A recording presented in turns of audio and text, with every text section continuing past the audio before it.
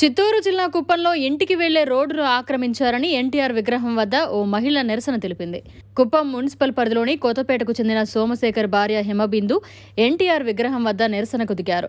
తమ ఇంటికి వెళ్లే దారిని కుమార్ అనే వ్యక్తి ఆక్రమించుకున్నారని ఆమె తెలిపారు. ఇంటికి వెళ్లేందుకు దారి లేకపోవడంతో వేరే దారి లేక నిరసన తెలిపినట్లు ఆవేదన వ్యక్తం చేశారు. సమస్యను పరిష్కరించాలని సంవత్సరం ముందు పోలీస్ స్టేషన్కు వస్తే గతంలో సీఐ శ్రీధర్ ఎస్సీ/ఎస్టీ అట్రాసిటీ కేసు పెడతామని బెదిరించినట్లు హిమబిందు ఆరోపించింది. మున్సిపల్ కమిషనర్ నాగేశ్వరరావు దృష్టికి తీసుకెళ్తే రాత్రి 9 గంటలకు పైన ఫోన్ చేశామని చెప్పారని ఆవేదన వ్యక్తం చేసింది.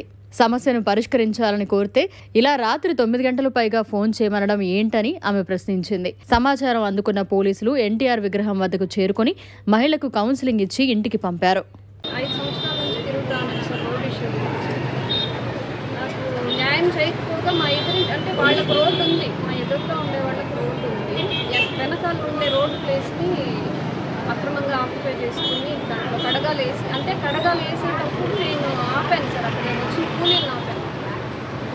మాకు దారి లేదండి, నేను కమిషనర్ గారిని పిలుస్తాను, అంత దాకా ఆగమని చెప్పి నేను కూలీలను ఆపాను. అప్పుడు ఆ ఇంటి ఓనర్స్ టీవీ మెకానిక్ కుమారు హర్ష అనుకుంటాం సార్, వాళ్ళ ఇంట్లో వాళ్ళందరూ వచ్చి మా మీద అటాక్ చేసి ఆయన ప్రాణం తీయబోయారు సార్. నేను ఒక్కదాన్నే ఉండి కాపాడుతున్నాను. అప్పటి నుంచి మాకు రిటర్న్ ఉంది సార్ వాళ్ళ నుంచి, అంటే ప్రాణ హాని ఉంది. మేము బిగుమంట భయ బతుకుతా ఉన్నాం సార్. మా ఇంటి దగ్గరకు వస్తే మీకు తెలుస్తుంది మా పరిస్థితి ఎట్లుంది అని. కావాలని ఇంటి ముందర రాళ్ళు ఇసుక అన్నీ వేసి కావాలని పెట్టున్నాను సార్. నేను వీడియో కూడా తీసి పెట్టుకోను, మామూలుగా లేదండి. ఎవరికి అందరికీ చెప్పాను సార్, మున్సిపల్ కమిషనర్కి, పోలీసులకి, కలెక్టర్కి, చిత్తూరు కోర్టు, ఇక్కడ కోర్టు, వాళ్ళ మీద ఎఫ్ఐఆర్ ఫైల్ చేశాను. దేని నుంచి నాకు ఇంతవరకు రెస్పాన్స్ లేదు. ఇంకా ప్రాణం పోయేంత దాకా తెచ్చుకునేది ఎందుకని చెప్పి నేను తీసుకున్నాను.